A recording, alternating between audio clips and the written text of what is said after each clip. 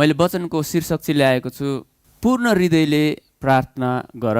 हामीलाई थाहा छ कि प्रार्थना चाहिँ विश्वासी जीवनको एउटा शक्तिशाली कुरा हो। अनि धेरैपल्ट हामीले यो पनि अनुभव गरेका छौँ कि हामीले धेरै प्रार्थना गर्छौँ। कतिजनाको धेरै प्रार्थना गर्ने बानी हुन्छ र प्रार्थनालाई सिरियसली हामीले लिन्छौँ, तर पनि हामी धेरैपल्ट अचम्म मान्छौँ, किन मेरो प्रार्थनाको उत्तरहरू आउँदैन, किन मेरो प्रार्थना चाहिँ त्यति शक्तिशाली भएको जस्तो मलाई लाग्दैन, मेरो प्रार्थनाले चाहिँ कुनै फल पनि फलाएको जस्तो या त परमेश्वरले ग्रहण गरेको जस्तो मलाई लाग्दैन भनेर तपाईहरूलाई त्यस्तो खालको अनुभवहरू भएको हुनसक्छ। विभिन्न व्यक्तिको आफ्नो आफ्नो अनुभव हुन्छ र म आज तपाईहरूलाई एउटा कारण बताउन चाहन्छु। हुन त धेरैवटा कारण छ किन हाम्रो प्रार्थनाको उत्तरहरू सुनिँदैन, किन हाम्रो प्रार्थनाहरू प्रभावशाली हुँदैन। हामीलाई थाहा छ जब हामी प्रार्थना गर्नु बस्छौँ, प्रार्थनाको समयमा चाहिँ के हुन्छ भन्दाखेरि सबैभन्दा बढी हाम्रो दिमाग दौडिनु सुरु गर्छ। हामी परिवारहरूसँग गफ गर्नु बस्छौँ, मोबाइलमा हामी एकदमै रिलको रिल हेर्दै जान्छौँ, टिकटकमा बस्छौँ। अरू कुराहरू गर्दाखेरि हाम्रो ध्यान त्यति भङ्ग हुँदैन, हामी डिस्ट्र्याक्ट हुँदैनौँ, हामी फोकस्ड हुन्छौँ। इनफ्याक्ट त्यतिखेर झन् बढी हामी फोकस्ड हुन्छौँ जे कुरा हामी गरिरहेका छौँ। तर प्रार्थना मात्र यस्तो समय हो जतिखेर हामीले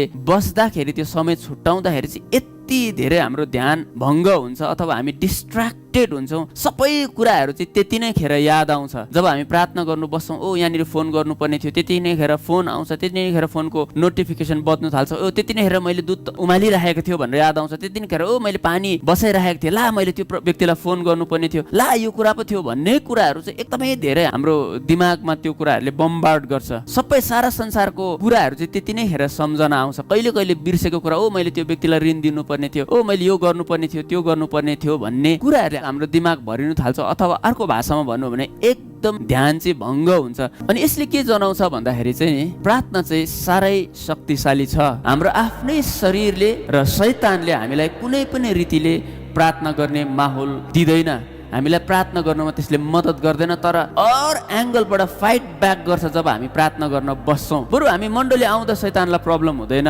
हामी वर्शिपमा आएर नाच्दा गाउँदा हामीलाई शैतानसँग केही पनि शैतानलाई प्रब्लम हुँदैन। हामीले मण्डलीको लागि केही कुरा गरिदिँदा, हामी मिसनमा जाँदा, हामीले सुसमाचार सुनाउँदा, इभन हामीले वचन पढ्दा पनि त्यति साह्रो गाह्रो हुँदैन हामीलाई। तर जब प्रार्थना गर्ने कुरा आउँछ त्यतिखेर चाहिँ हामी साह्रै हामीलाई गाह्रो हुन्छ। त्यो गाह्रो हुने धेरैवटा कारणमध्ये एउटा कारण चाहिँ हाम्रो ध्यान ठेगानमा हुँदैन। हाम्रो शरीर चाहिँ त्यहाँ हुन्छ तर हाम्रो मन चाहिँ सारा संसारमा कुदिरहेको हुन्छ। अनि यसैले जनाउँछ कि प्रार्थना चाहिँ साह्रै शक्तिशाली छ र प्रार्थना नगरोस्, हामीले शक्ति नपाऊँ, हामी प्रार्थनाको समयमा नजाउँ, हाम्रो प्रार्थना कमजोर होस् भनेर चाहिँ दुष्टले र हाम्रो आफ्नै शरीरले यसको विरोधमा फाइट गर्न सुरु गर्छ। अनि जसले गर्दाखेरि चाहिँ के हुन्छ भन्दाखेरि हाम्रो प्रार्थना चाहिँ फल बिनाको अथवा फ्रुटलेस हुन्छ। धेरैजनाले के सोच्छ भन्दा होइन परमेश्वरले जान्नुहुन्छ नि त, उहाँलाई थाहा छ म कति मेरो समस्याहरू छ, कस्तो परिस्थितिबाट म गइरहेको छु, त्यो भएर त मेरो ध्यान चाहिँ एकदमै यताउता दौडिन्छ, तर पनि त म प्रभुकोमा आएर प्रार्थना गरिरहेको छु भनेर हामीले धेरैजनाले यो जुन डिस्ट्र्याक्सन छ अथवा प्रार्थना गर्दा चाहिँ फोकस नभइकन प्रभुलाई ध्यान नदिइकन गरिने विषयहरूलाई चाहिँ हामी त्यति ठुलो कुरा सोच्दैन। यो चाहिँ त्यति साह्रो ठुलो इस्यु होइन, प्रभुले बुझिहाल्नुहुन्छ भनेर तपाईँले सोच्नुहुन्छ भने नि हामीले एकदमै गलत सोच्दै। वास्तवमा नि जब हामी प्रभुको उपस्थितिमा बस्छौँ, जससँग बातचित गर्न, जसको लागि हामीले समय छुटाएका छौँ, त्यही व्यक्तिलाई चाहिँ हामीले वास्तवमा हाम्रो ध्यानमा नराखिकन, त्यो व्यक्तिलाई चाहिँ हामीले वास्ता नगरिकन अरू कुराहरूप्रति हाम्रो ध्यान भएर जब हामी प्रार्थना गर्छौँ, त्यो प्रार्थनाहरू चाहिँ वास्तवमा कहीँ पनि पुग्दैन। त्यो प्रार्थना चाहिँ परमेश्वरले कहिले पनि सुन्नुहुन्न।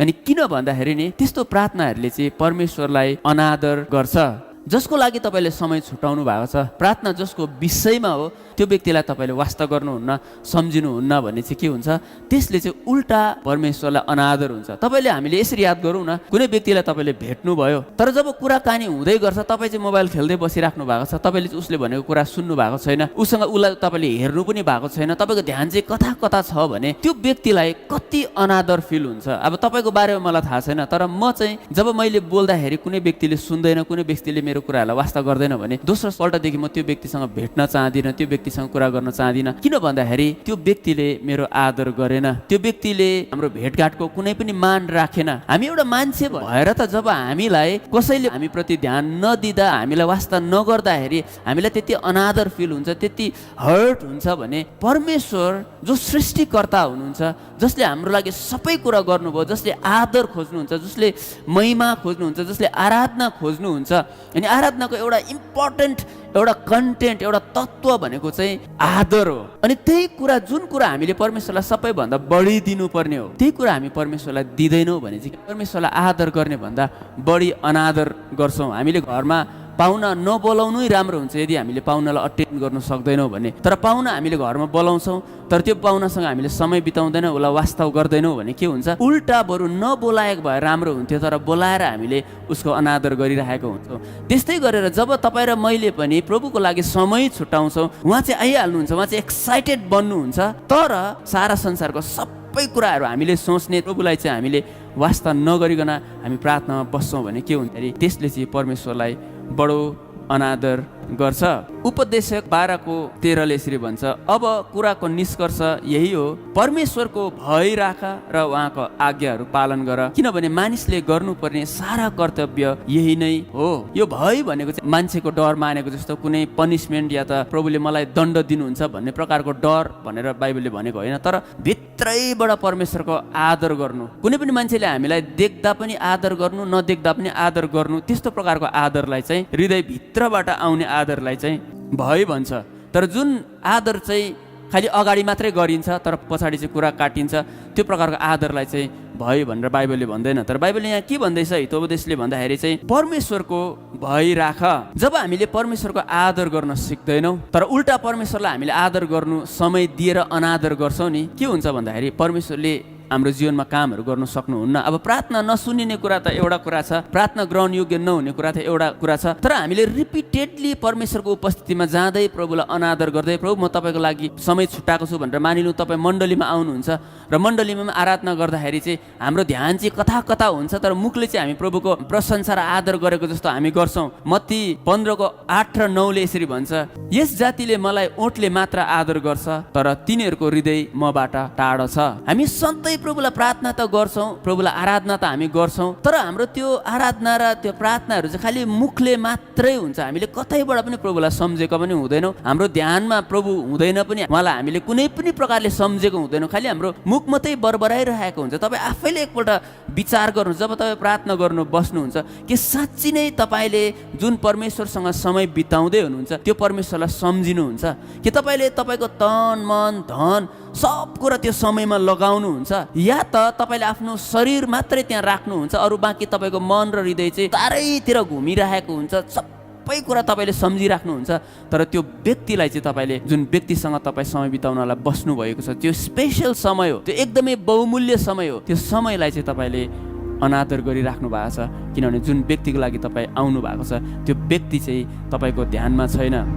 अनि बाइबलले के भन्छ भन्दाखेरि मत्तीको पुस्तकमा पनि छ, मर्कुसमा पनि छ कि प्रभु यीशुले आफ्नै ठाउँमा धेरैवटा अचम्मको काम गर्न सक्नु भएन। किन भन्दाखेरि त्यो व्यक्तिहरूले, त्यो आफ्नै ठाउँको मानिसहरूले चाहिँ उहाँलाई अनादर गरे, उहाँलाई अविश्वास गरे, अनि त्यसको नतिजा के भयो भन्दाखेरि परमेश्वरले उनीहरूको जीवनमा धेरै कामहरू गर्नु सक्नु भएन, अचम्मको कामहरू गर्नु सक्नु भएन। यीशुले अरू ठाउँहरूतिर, अरू जिल्लाहरूतिर प्रशस्त गरेर अचम्मको काम गर्नुभयो, चङ्गाई गर्नुभयो, मृतकहरूलाई उहाँले बिउताउनु भयो, रोगीहरूलाई निको गर्नुभयो, भूतहरूलाई धपाउनु भयो, कस्तो कस्तो समस्याहरू उहाँले समाधान गर्नुभयो। तर आफ्नै ठाउँमा किन उहाँले शक्तिशाली काम गर्नु सक्नु भएन? किन प्रभुले आज तपाईँ र मेरो जीवनमा शक्तिशाली काम गर्नुहुन्न जबकि उहाँले गर्न चाहनुहुन्छ, उहाँले गर्न सक्नुहुन्छ भन्दाखेरि कि हामीले पटक पटक प्रभुलाई अनादर गरिरहेको हुन्छौँ। अनि त्यो अनादर गर्ने कुराहरू मध्ये एउटा इम्पोर्टेन्ट कुरा चाहिँ जब हामी प्रार्थनामा बस्छौँ हामी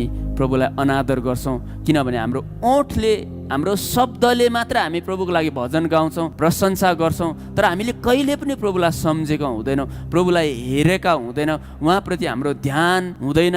तर बाइबलले हामीलाई यति क्लियर भनिदिएको छ कि हामीले परमेश्वरको आदर गर्नुपर्छ। अनि प्रार्थना भनेकै नै वास्तवमा चाहिँ हामीले संसारको सबै कुराहरूलाई छोडेर, हाम्रो व्यस्ततालाई, हाम्रो विभिन्न कुराहरूलाई हाम्रो एकदमै फाइदा हुने समयहरूलाई चाहिँ हामीले प्रभुको लागि जब छुट्याउँछौँ, जब हामीले अरू रमाइलो कुराहरू गर्ने, हामीले गफ गर्ने, परिवारसँग बिताउने, हामीले बिजनेस गर्ने, हामीले टिभी हेर्ने, तपाईँले आफ्नो करियर बनाउने, त्यो सबै समयहरूबाट तपाईँले समय छुट्याएर जब प्रभुको लागि तपाईँले त्यो समयलाई दिनुहुन्छ, तब उहाँलाई एकदमै एक्साइटेड हुनुहुन्छ उहाँ। तर तपाईँले उहाँलाई बोलाएर चाहिँ खुल्लम खुल्ला तपाईँ र मैले उहाँको अनादर गर्छौँ भन्ने नि त्यही एउटा कारण हो जसले गर्दा प्रभुले तपाईँ र मेरो जीवनमा शक्तिशाली काम गर्न सक्नु भएको छैन। हरेक दिन जब हामी प्रार्थना गर्छौँ नि, हाम्रो शरीर मात्रै त्यहाँ हुनु हुँदैन, हाम्रो शरीरले मात्र हामी प्रभुलाई प्रार्थना गर्न सक्दैनौँ। एउटा फेमस मान्छेको घरमा तपाईँ जानुभयो या त तपाईँको घरमा आयो भने कति तपाईँ र म तयार हुन्छौँ, कति उनीहरूसँग बोल्दाखेरि कति झुकेर कति ध्यानसँग हामी बोल्छौँ,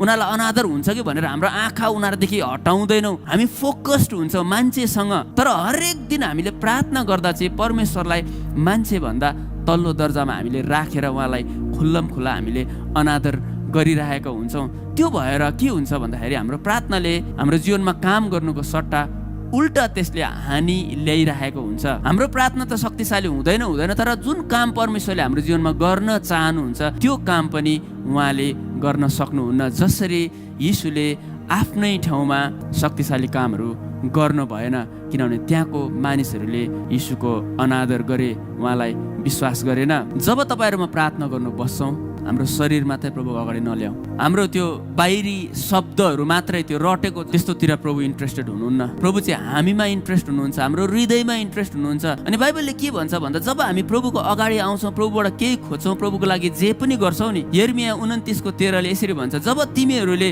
आफ्ना सारा हृदयले मलाई खोज्नेछौ तब तिमीहरूले मलाई खोजेर पाउनेछौ। जे पनि हामी यीशुको लागि गर्छौँ, चाहे यीशुलाई खोज्ने कुरा होस्, चाहे उहाँलाई प्रेम गर्ने कुरा होस्, चाहे उहाँलाई आराधना गर्ने कुरा होस्, विश्वास गर्ने कुरा किन नहोस्, उहाँलाई दिने कुरा किन नहोस्, मण्डली आउने कुरा किन नहोस्, या त प्रार्थना गर्ने कुरा किन नहोस्, यदि तपाईँको त्यो गराइ चाहिँ तपाईँको हृदयबाट मात्रै होइन तर सारा हृदयले, सारा फोकसले, सारा ध्यानले तपाईँले गर्नु भएको छैन भने चाहिँ त्यसले चाहिँ उल्टै प्रभुलाई अनादर हुन्छ। प्रभु चाहिँ बिचमा बस्नुहुन्न, कि चाहिँ परमेश्वर सिंहासनमा बस्नुहुन्छ कि चाहिँ प्रभु बस्नुहुन्न।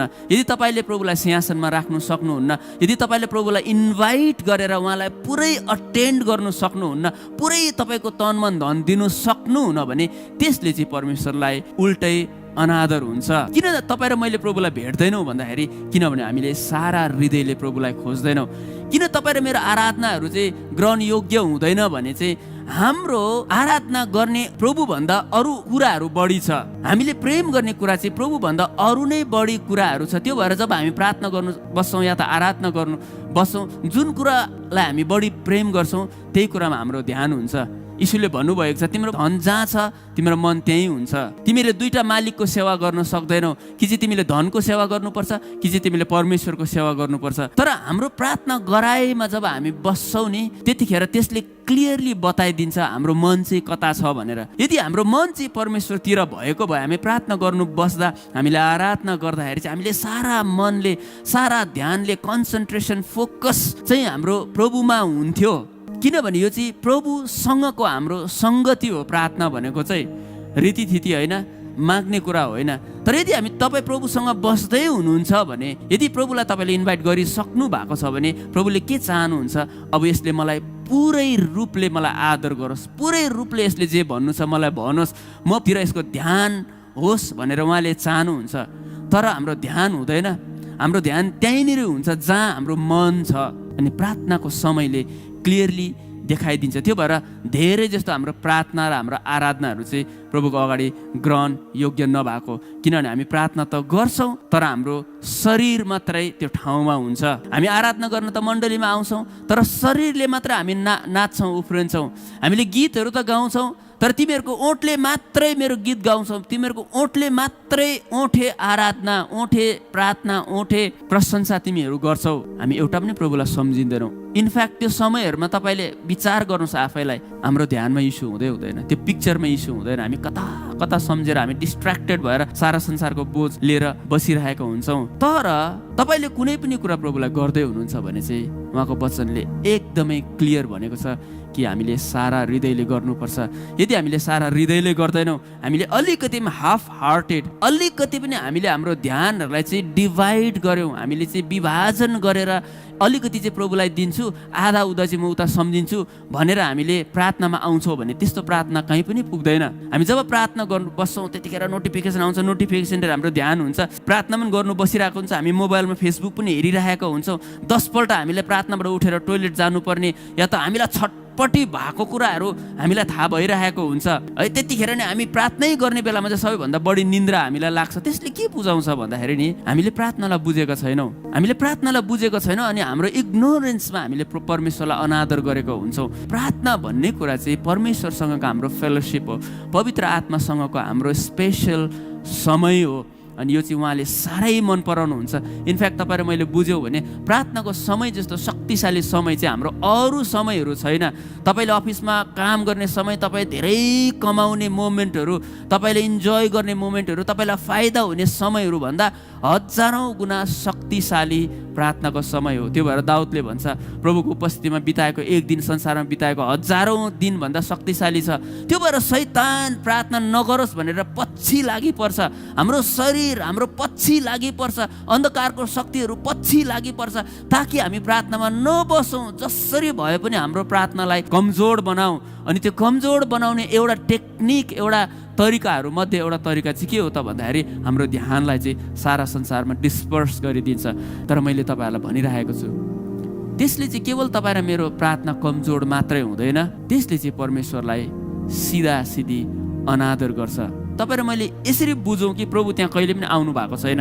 प्रभु आउनु त भएको थियो होला, तर तपाईँको र मेरो व्यवहार देखेर, अनादर गरेको देखेर प्रभु अघि हिँडिसक्नु भयो। चाहे तपाईँले 2 घन्टा प्रार्थना गरेको होला, चाहे मण्डलीमा आएर तपाईँले 1 घन्टा आराधना गरेको होला, तर कहिले पनि त्यहाँ प्रभु हुनुहुन्थेन। किनभने अनादर गर्ने ठाउँमा प्रभु बस्नु पनि हुन्न, उहाँले कुनै शक्तिशाली काम पनि गर्नु सक्नुहुन्न।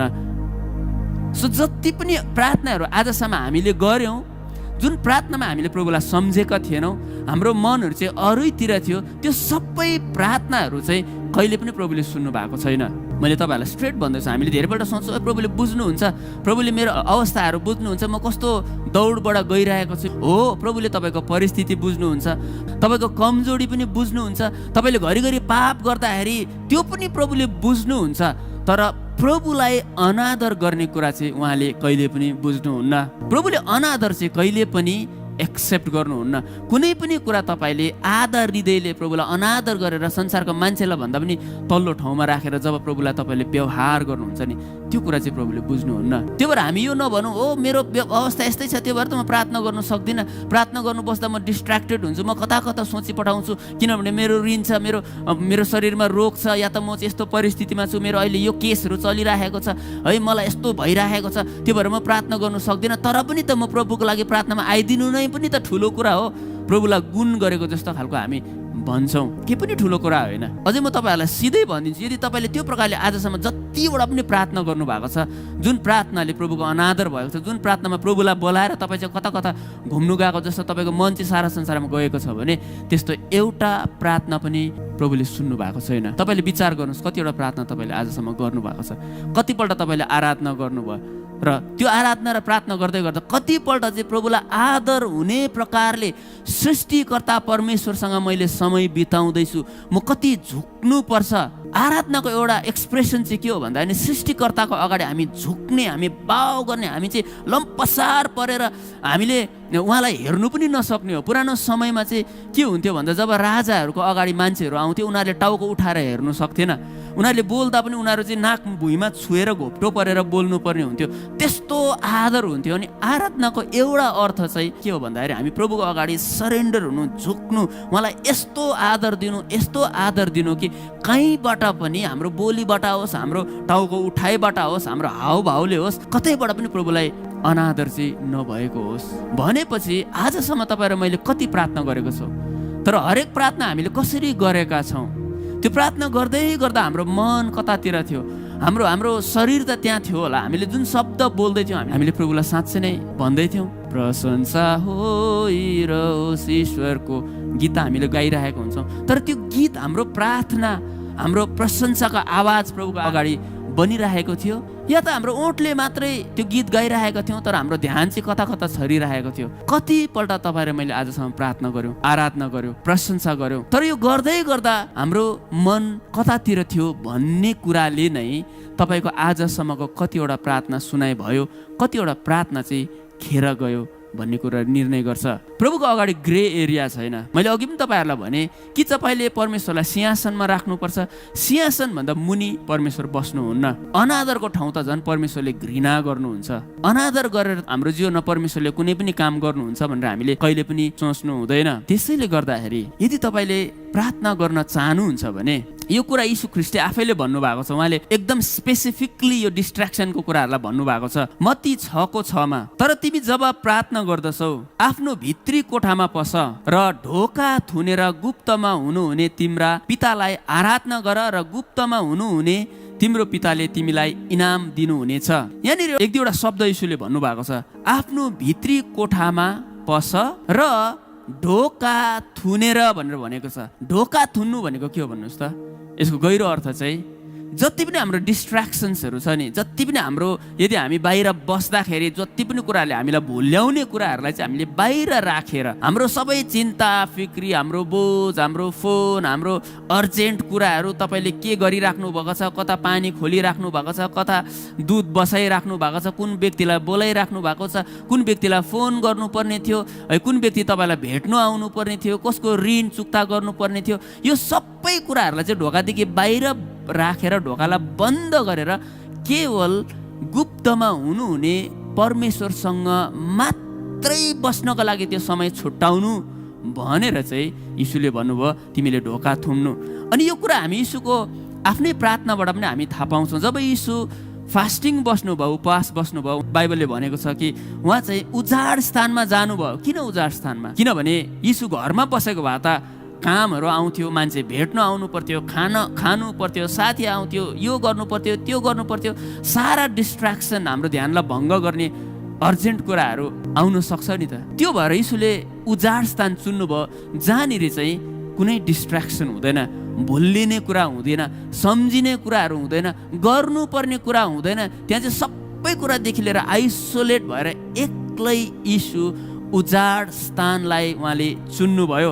अनि त्यति मात्रै होइन, बाइबलले भनेको छ लुका 5:16, तर यीशु चाहिँ निर्जन स्थानहरूमा गएर प्रार्थना गर्नुहुन्थ्यो। निर्जन स्थान जहाँनिर डिस्ट्र्याक्सन छैन, जहाँ कुरा गर्ने मान्छे, बोलाउने मान्छेहरू छैन।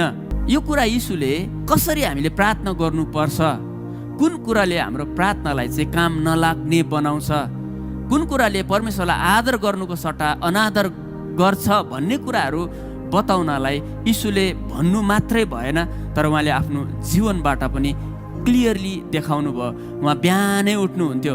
हामीले धेरैपल्ट सुन्छौँ बिहानको प्रार्थना, बिहान उठेर प्रार्थना गर्दा बिहानीले केही पनि शक्ति ल्याउँदैन। डाँडाको प्रार्थना, डाँडामा जाँदा माथि अग्लो ठाउँले कुनै पनि शक्ति ल्याउने कुरा होइन।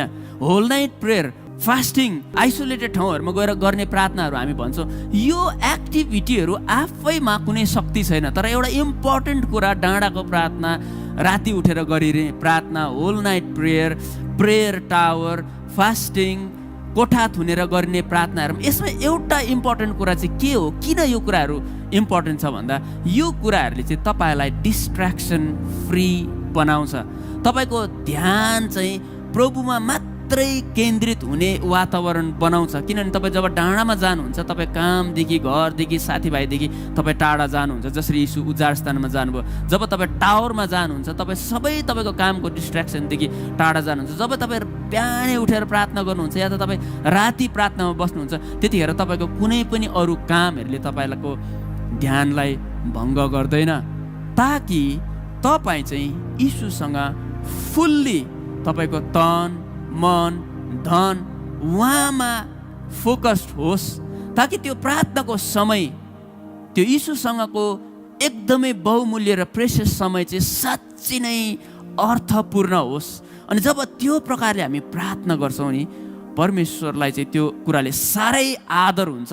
अनि त्यो प्रार्थनाको समय चाहिँ अर्थपूर्ण हुन्छ, किनभने तपाईँले परमेश्वरलाई आदर गर्नुभयो।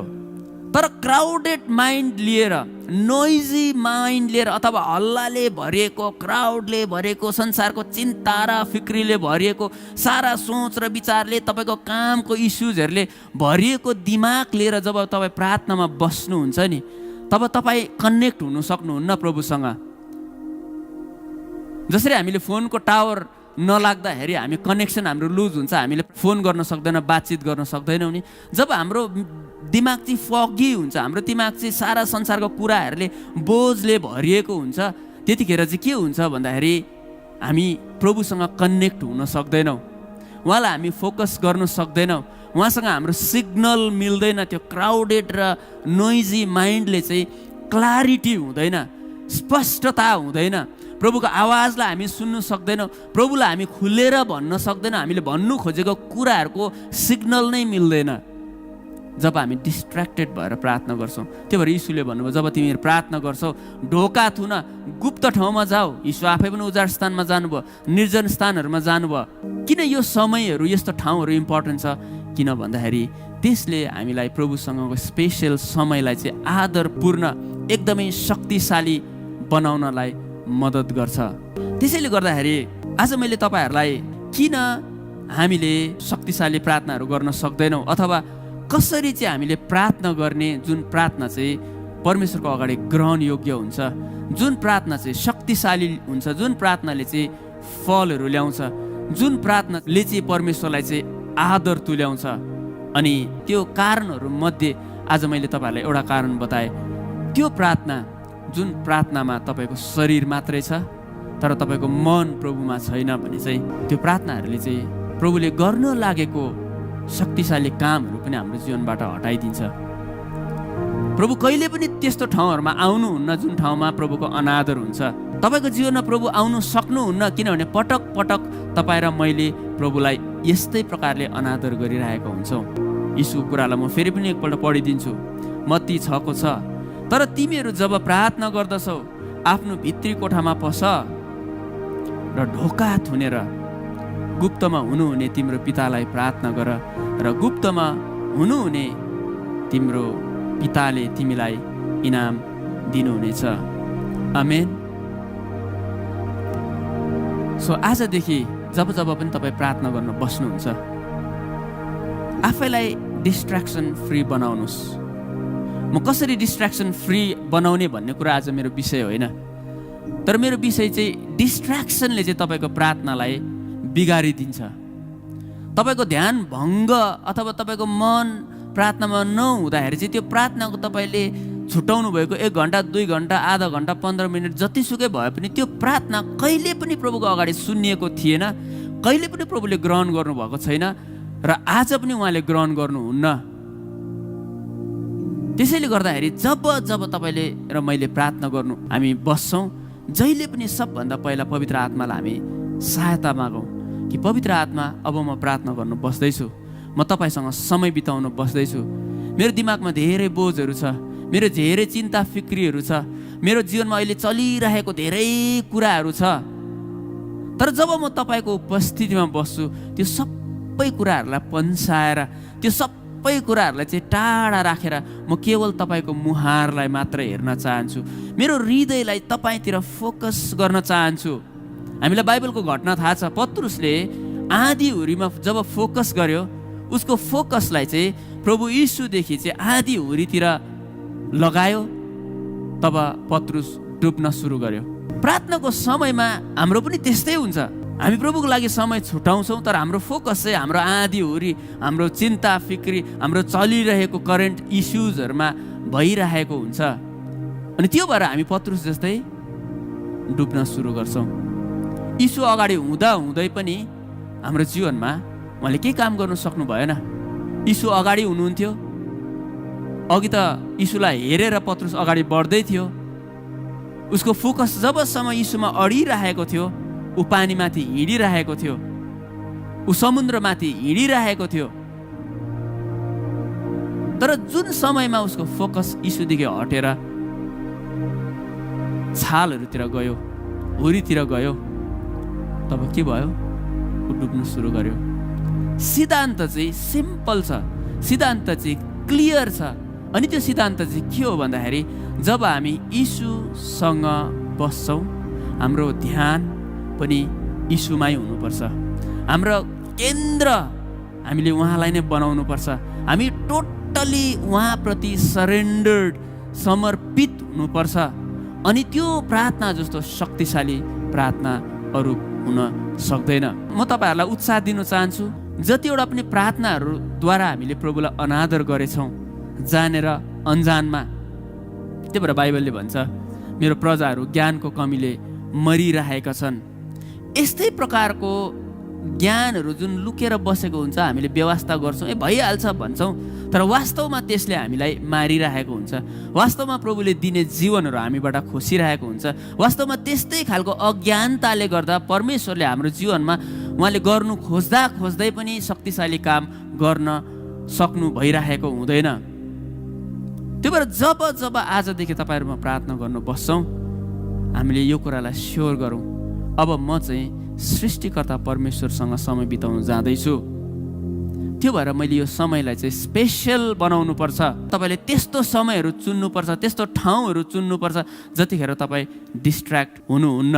अनि जब हामीले यो प्रकारले प्रार्थना गर्छौँ हाम्रो हरेक प्रार्थना चाहिँ यति शक्तिशाली हुन्छ, हाम्रो हरेक प्रार्थना चाहिँ यति स्पेसल हुन्छ, हाम्रो हरेक प्रार्थनामा चाहिँ प्रभुको उपस्थितिको भरपुरी हुन्छ। अनि प्रभुको उपस्थितिबाट आउने अभिषेक, शक्ति, आशीष, जीवन, चङ्गाई जे पनि तपाईँलाई चाहिएको छ त्यो उहाँको उपस्थितिभित्र छ।